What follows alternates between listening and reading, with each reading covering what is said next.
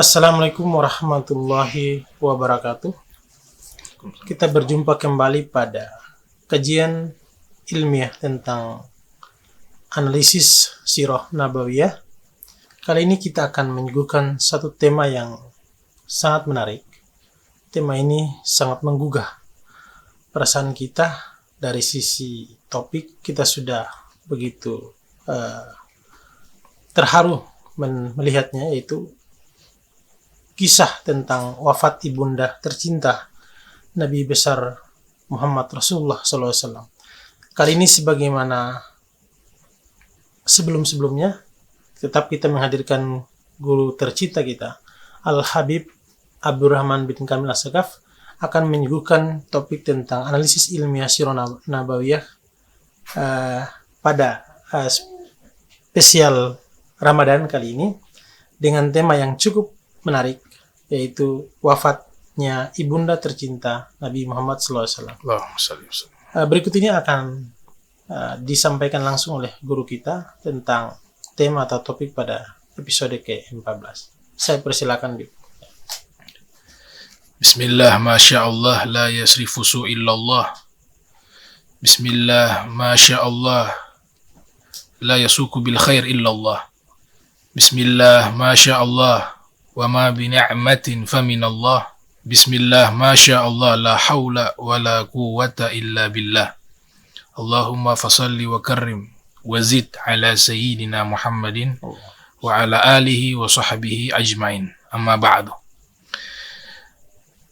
Setelah terjadi peristiwa pembelahan dada Nabi Muhammad sallallahu alaihi wasallam, yang pada waktu itu Nabi tinggal bersama Sayyidah Halimah di tempatnya Bani Sa'ad.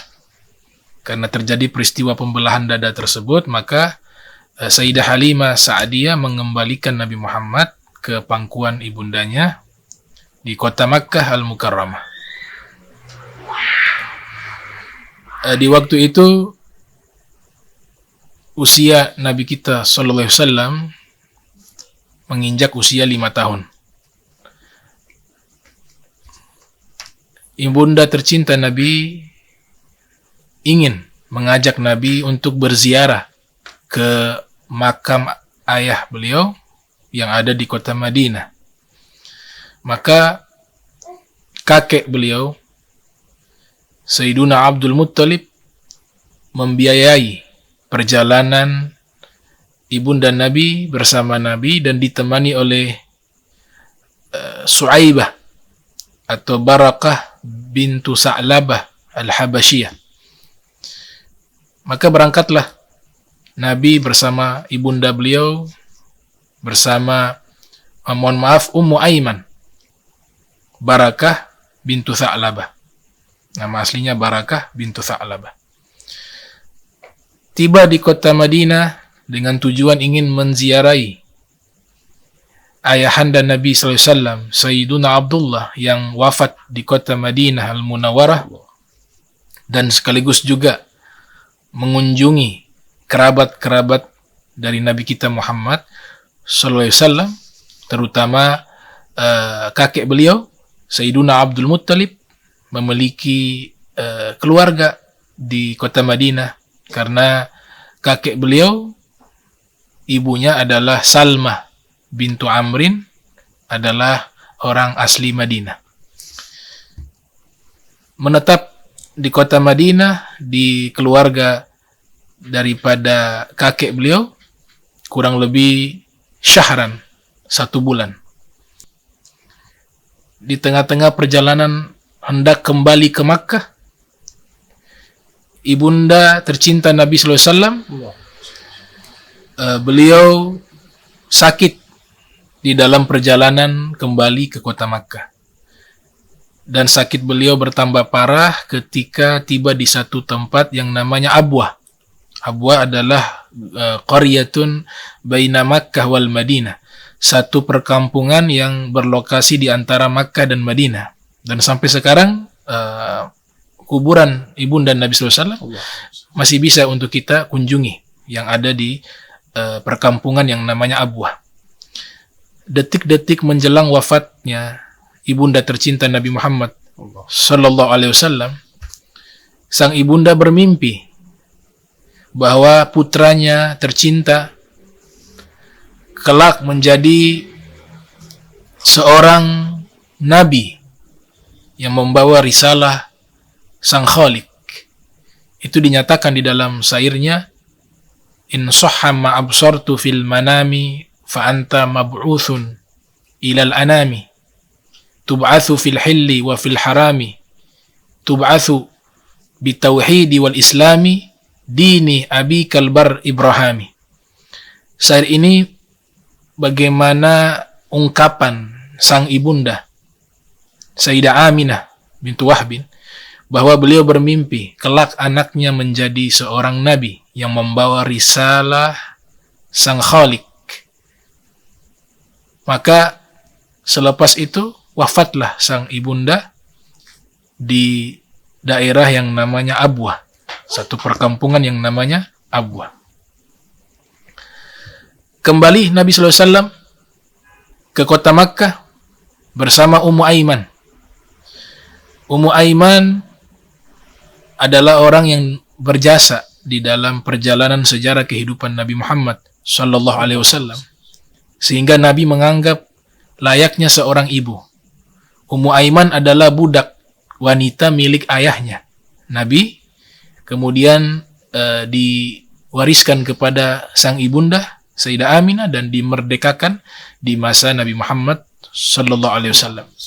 Nabi menganggap Ummu Aiman layaknya berposisi seperti ibu kandung beliau. Beliau mengatakan, Ummu Aiman ummi ba'da ummi. Ummu Aiman adalah ibuku setelah ibuku. Bahkan Nabi ketika memanggil Ummu Aiman, Nabi sebut dengan ya ummah, wahai ibunda. Dan Nabi mengatakan dalam hadis, Ummu Aiman baqiyatu ahli baiti. Ummu Aiman adalah sisa-sisa keluargaku, kata Nabi Muhammad SAW. Kelak di waktu sudah dewasanya Nabi, sudah menjadi seorang Rasul, Nabi nikahkan Ummu Aiman dengan anak angkat Nabi yang bernama Zaid ibn Harithah. Nabi mengatakan siapa yang ingin melihat wanita ahli surga, maka lihatlah kepada Ummu Aiman.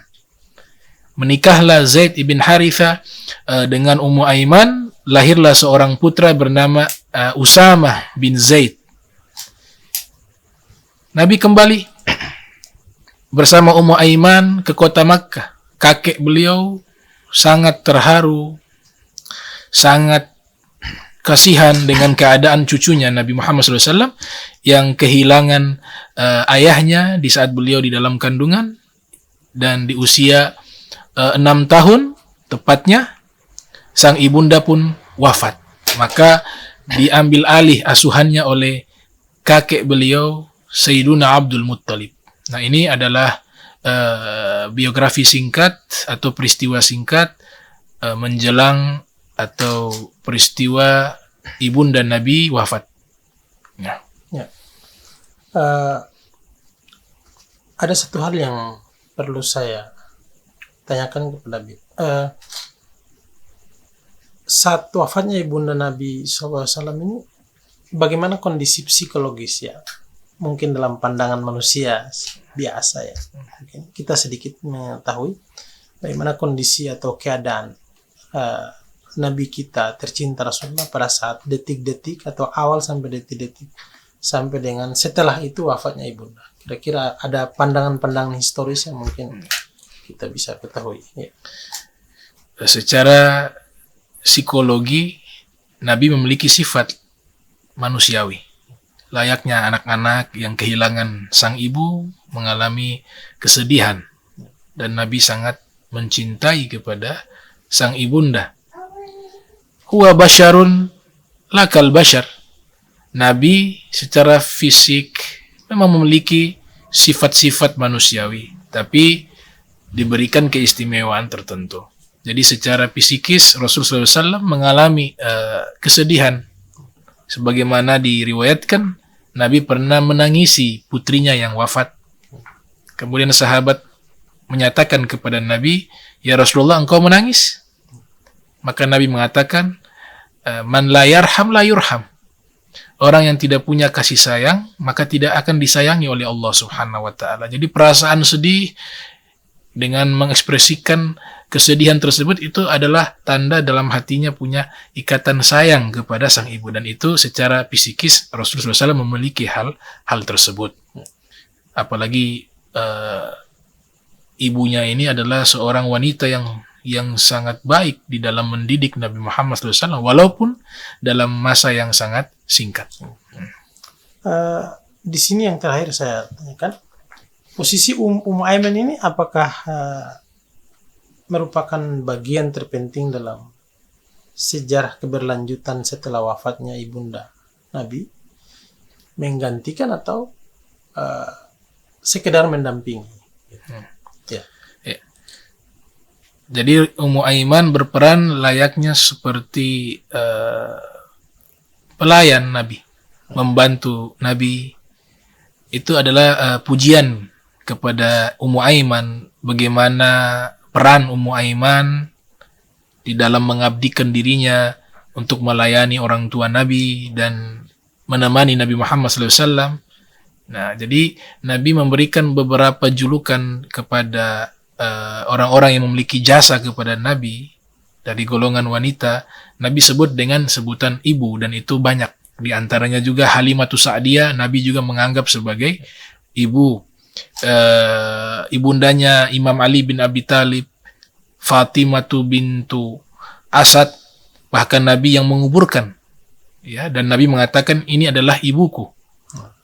Itu adalah pujian-pujian Nabi Muhammad kepada orang-orang yang berjasa di dalam kehidupannya, terutama dari golongan wanita. Dan ini bentuk akhlak, ya, akhlak al-karimah, yaitu memiliki sifat al-wafa. Sifat al-wafa adalah sifat balas budi. Kebaikan apapun yang pernah dilakukan oleh seseorang kepada kita, kita wajib mengapresiasinya dan perlu kita balas. Dan itu dicontohkan oleh Nabi Muhammad sallallahu alaihi wasallam. Nabi tidak melupakan kebaikan-kebaikan orang-orang yang berjasa di dalam perjalanan kehidupan Nabi kita Muhammad sallallahu alaihi wasallam. Sehingga dikatakan di dalam Al-Qur'an, hal jazaul ihsan illa al-ihsan. Tidaklah kebaikan itu kecuali harus dibalas dengan kebaikan. Nah, Nabi merealisasikan daripada nilai-nilai kebaikan yang Allah sebutkan di dalam Al-Quran. Nah. Menarik ya. Tema yang disuguhkan pada kesempatan ini, pada episode 14 ini, sangat menarik tentang wafat ibunda Nabi sallallahu alaihi wasallam. Pertanyaan tadi sekaligus mengakhiri episode kita pada episode ke-14 ini. Kaum muslimin dan muslimat dimanapun berada, silakan menyaksikan kelanjutan episode ini pada channel YouTube Al-Habib Abdurrahman Ternate atau Habib Abdurrahman As-Sagaf pada episode-episode selanjutnya. Demikian, Assalamualaikum warahmatullahi wabarakatuh. Waalaikumsalam warahmatullahi wabarakatuh.